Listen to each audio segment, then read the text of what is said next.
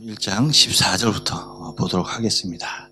우리 다 같이 한번 인사합니다. 옆 사람과 인사하시고 앞뒤 사람과 인사하실 때 오해도 뵈니까 참 좋습니다. 오해도 뵈니까 참 좋습니다. 다시 한번 인사합니다. 점심 맛있게 드셨습니까? 네. 다시 한번 인사합니다. 졸리시죠? 피곤하시죠? 네, 그래요. 점심 먹고 이때가 가장 힘들 때예요. 점심 먹었지, 커피 마셨지, 그리고 또 카페 가서 또 맛있는 것도 먹었지. 예, 그러니 얼마나 그렇겠어요. 그쵸? 또 밖에 날씨도 화창하고 안은 또 따뜻하지 하니까 더 그럴 거예요. 자, 우리가 지난번에 베드로전서 강의할 때 네 번째 드린 말씀 여러분 기억하십니까?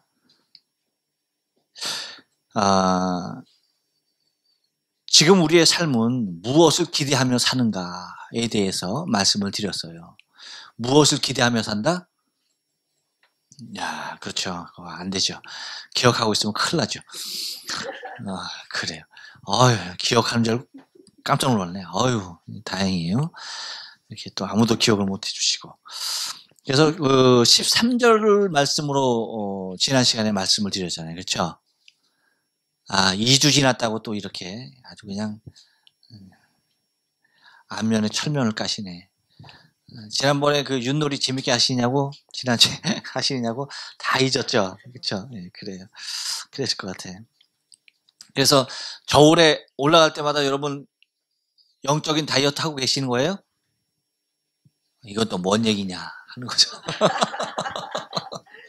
네, 그래요. 우리가 마음의 허리를 동이자라고 할 때 말씀을 드렸잖아요. 이제 좀 생각이 납니까? 네. 어렴풋이 떠올라요. 그래요. 좋아요. 그래서 우리가 영적으로 근신하여야 하는데 무엇을 바라보면서 무엇을 기다리면서 예수 그리스도께서 예수 그리스도께서 오실 그때에 너희에게 가져올 그 은혜를 바랄지어다 라고 얘기했었죠. 우리가 예수 그리스도께서 이 땅에 오실 그날을 우리가 소망하며 사는 거예요. 그날을 기다리면서 그날을 바라보면서 사는 거예요. 우리 교회가 천장은 높지 않지만 한번 이렇게 바라보면서 주님을 한번 저 하늘을 한번 바라보면서 주님, 감이 잘 안 와서 아예 바라보지도 않아요. 근데 여기서 우리가 이제 좀 생각해야 할 것은 예수 그리스도에 나타나실 때 너희에게 가져올 은혜를 바랄지어다 라고 이제 얘기를 했는데, 그러면서 우리에게 아주 강력하게 권면하는 말씀이 이제 14절부터 나온 오늘 본문의 말씀이에요. 무엇을 강력하게 얘기하느냐라고 할 때에 그것은 우리의 구원받기 이전의 삶, 다시 말하면 그리스도 안에서 우리가 우리를 위하여서 이 땅에 오실 예수 그리스도를 기대하면서 바라보는 그 삶을 살기 이전에 살았던 우리의 삶의 모습이 있다는 거예요.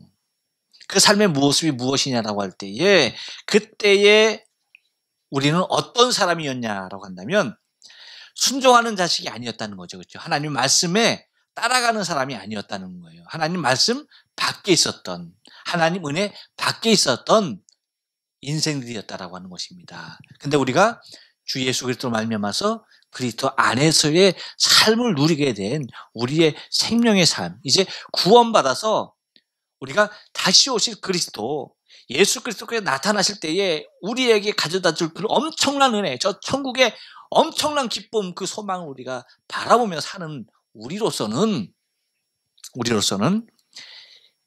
이전에 우리가 알지 못할 때에라고 표현하고 있어요. 우리가 알지 못한 때에 살았던 삶의 모습들이 있는데 그 모습을 뭐하라? 본삼지 말아라. 그 모습을 본삼지 말아라 라고 그렇게 우리에게 아주 강력하게 권면을 하고 있습니다. 그러면 우리가 주님 없을 때, 주님 몰랐을 때의 그 옛날의 이전의 삶, 하늘의 소망이 없을 때, 예수 그리스도를 기다리지 않고 우리가 이 땅에서의 삶을 살았을 때 어떤 삶을 살았느냐라고 할 때 그때의 삶은 한번 따라서 합니다. 사욕을 쫓아 살았습니다. 발음을 잘해야 돼요. 사욕을 쫓아 산 것이 아니네요. 사욕을 쫓아 산 사욕을. 여와 요 차이인데 의미는 전혀 반대적인 개념이에요. 여러분, 우리의 사욕을 따라서 삶을 살았다라고 하는 거예요. 그러니까 이전의 삶은 우리의 사욕을 쫓아서 사욕을 본삼고 살았던 삶이었다라고 하는 것입니다. 근데 그러면 이 사욕이란, 그러면 우리가 그 전에는, 예수님을 소망하기 전에는 무엇을 위해서 어떻게 살았느냐라고 하는 것입니다. 그것이 곧 예수를 알지 못한 때에 쫓았던 삶, 곧 그 사욕을 본받지 말아라 라고 그렇게 얘기하고 있는데, 이 사욕이 무엇이냐? 사욕에 대해서 여러분 한번 생각해 보세요. 사욕은 다른 것이 아니에요. 나를 스스로가 위하는 삶의 모습인데, 요한일서 2장 16절에서는 이렇게 얘기하고 있어요. 이는 세상에 있는 모든 것이 다 뭐냐? 곧 우리가 예수 그리스도 안에 있잖아요, 우리는. 근데 예수 그리스도 밖에 있는 저 세상에 있는 모든 것이 다 무엇이냐라고 할 때에 이렇게 정의합니다. 육신의 정욕, 그 다음에 안목의 정욕, 그 다음에 이생의 자랑이다라고 얘기하고 있어요. 여러분들 졸리긴 졸리군요. 따라하지 말랬는데도 그냥 따라하는 거 보니까 이게 옛날 봉숭아 학당이 생각나요? 내가 안 죽였어요. 영구가 생각이 나. 왜 그러세요? 자, 바로 그 모습. 어떤 모습? 세상에 있는 모든 것이 다 뭐다? 육신의 정욕과 안목의 정욕과 이생의 자랑이다. 근데 이것이 다 뭐예요? 아버지께로 쫓아온 것이 아니에요. 어디를 쫓아왔다? 세상으로 쫓아온 것이라 라고 얘기하고 있어요. 그러니까 아버지께로 오지 않냐고 세상으로 온 것은 다 뭐예요? 육신의 정욕, 안목의 정욕, 이생의 자랑. 다시 말하면 이 땅의 인생의 삶을 어떻게 더 즐겁게, 어떻게 더 많이 갖고, 어떻게 더 자랑하며 살 것이냐. 이것이 뭐였다? 관건이었다라고 하는 거예요. 이것을 위하여서 우리의 인생의 삶을 살아왔었던 사람들이다라고 얘기하는 거예요. 그래서 바울은 우리에게 이렇게 얘기합니다. 로마서 6장 12절에서 그러므로 너희는 죄로 너희 죽을 몸에 왕노릇하지 못하게 하여 몸의 사욕을 순종치 말라라고 말합니다. 뭐 하라고요? 죄로 너희 죽을 몸에 대하여서 왕노릇하지 못하게 하여서 몸의 사욕을 쫓지 말아라. 그러니까 몸이 추구하길 원하는 사욕들이 있다는 거예요. 그렇죠? 근데 그것을 쫓아가지 말아라. 그러니까 여러분, 우리가 그 영적인 싸움이라고 하는데, 영적 전투라고 얘기하는데, 이 영적 전투는 뭐냐라고 한다면 다른 것 아니에요. 우리의 영과 육의 싸움이에요. 곧 하나님의 영, 성령과 사단의 영의 싸움이에요. 우리 안에서 날마다 이 싸움이 일어나는 거예요. 우리의 육이 요구하는 삶이 있고요. 우리 영이 요구하는 삶이 있어요. 여기에서 우리는 항상 뭐 하는 거예요? 싸움을 하는 거예요. 영적인 전투를 벌이는 거예요.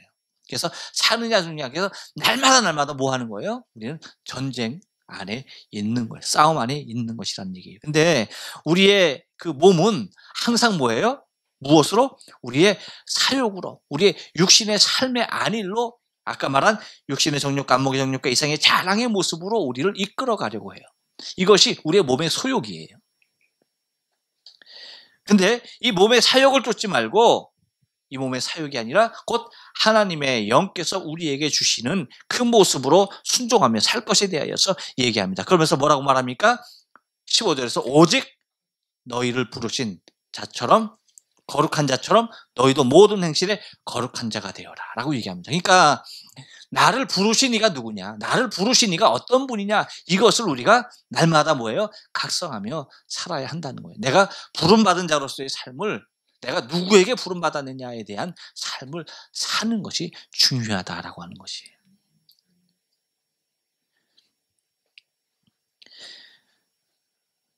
그래서 우리가 하나님의 그 거룩함에 대하여서 우리가 오해하고 있는 것들이 많죠.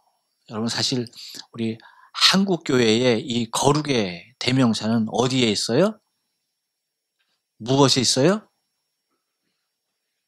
여러분, 거룩이란 말이 뭐예요? 거룩이란 말 자체가 뭐예요? 예, 구별되다라고 하는 거예요. 구별되다. 근데 한국 교회의 거룩은 이 양복에 있고요. 목사들이 입는 가운에 있어요.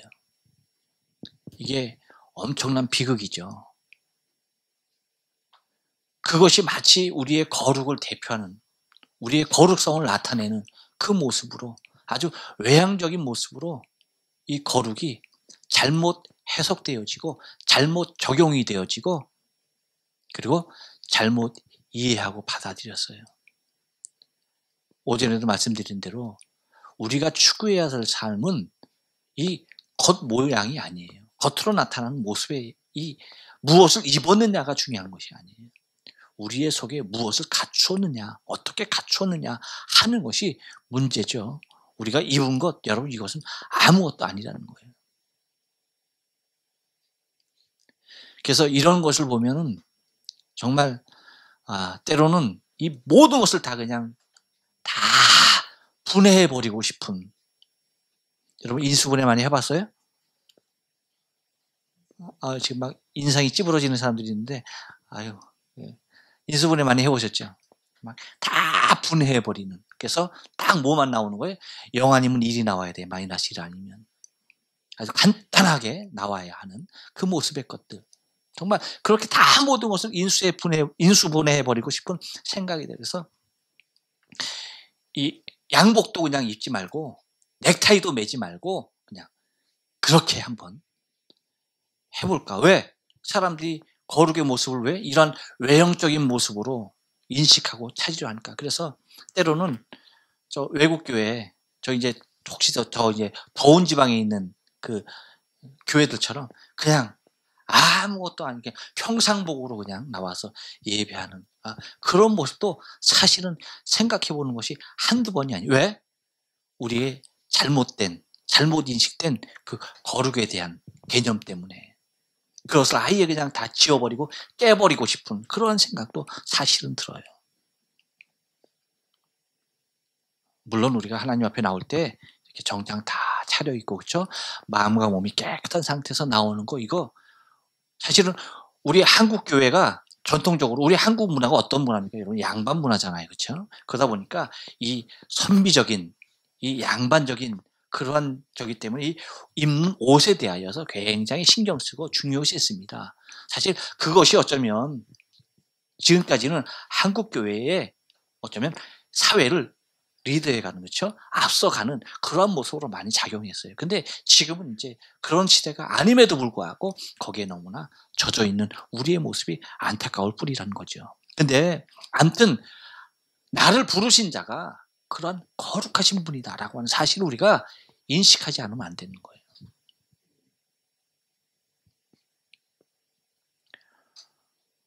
혹시 그렇기 때문에 우리 청년들은 양복 안 입고 그냥 막 입고 온 거 아니죠?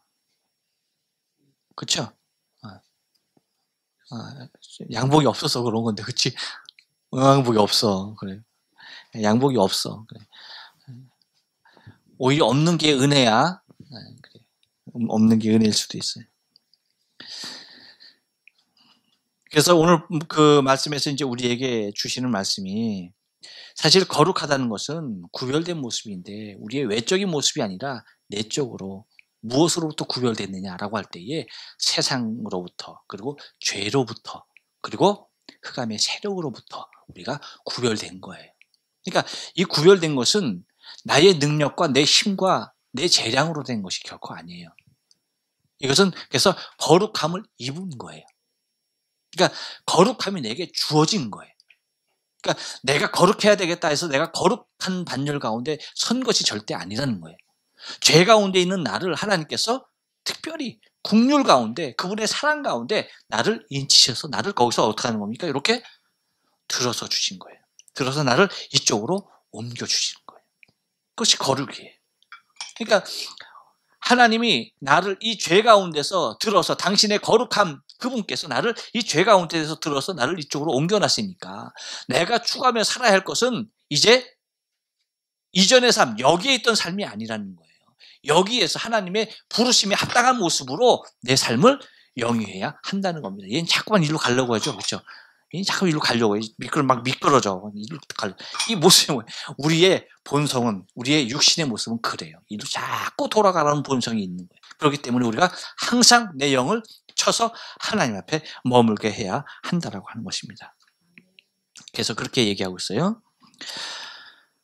레위기 11장 45절에서 보면 나는 너희의 하나님이 되려고 너희를 애굽 땅에서 인도하는 여호와라. 뭐라고요?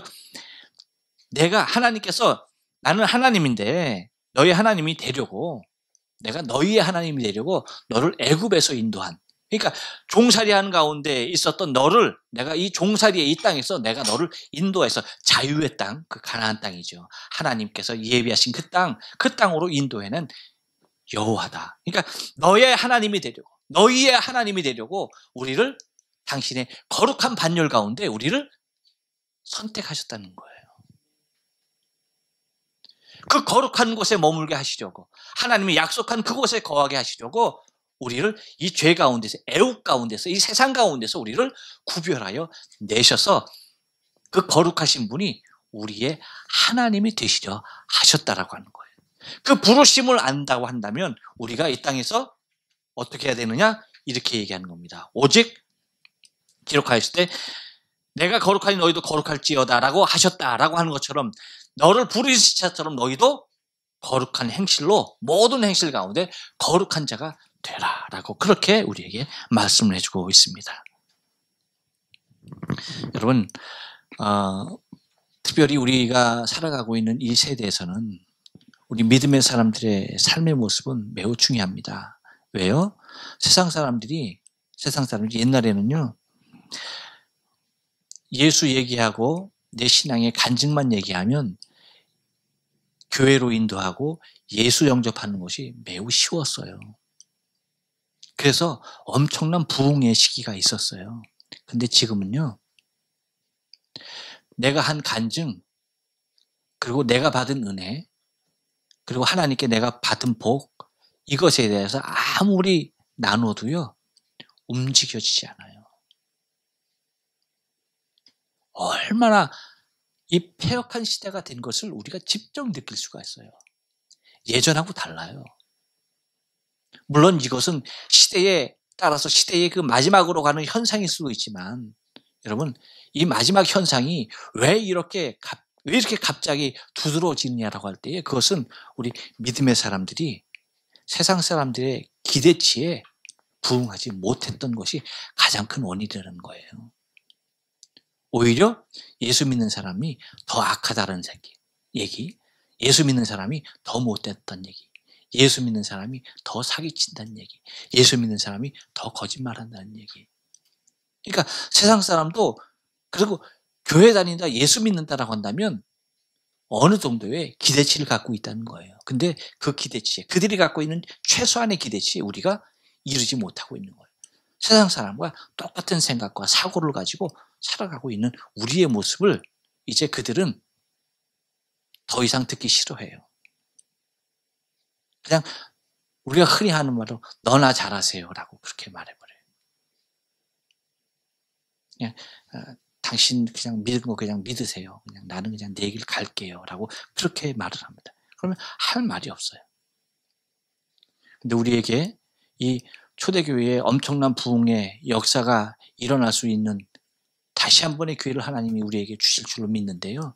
이것은 뭐예요? 이제 우리가 주님께서 나를 부르신 그 목적에 가장 합당한 모습으로 그 목적에 부응하면서 살아가는 것이 그 삶만이 우리가 제시할 수 있는 유일한 삶이라는 사실이에요. 아까 말씀드린 거룩한 자가 나를 부르셨다는 거예요. 나를 부르신 그 거룩한 자의 그 부르신 가운데 내가 이 땅 가운데 삶을 모든 행실 가운데 삶을 거룩함으로 세상 사람과 하나님 앞에 구별받은 모습의 삶을 증거해야 하는 삶의 모습이 우리에게 있는 것입니다. 바라긴 주님께서 우리에게 말씀하신 대로 내가 거룩하니 너희도 거룩할지니라 하신 이 말씀 우리가 기억하면서 한 주간의 삶도 우리가 사명을 가지고 주의 거룩함에 동참하는 구별된 삶에 동참하는 삶이 되어져야 할 줄로 믿습니다. 기도하십니다.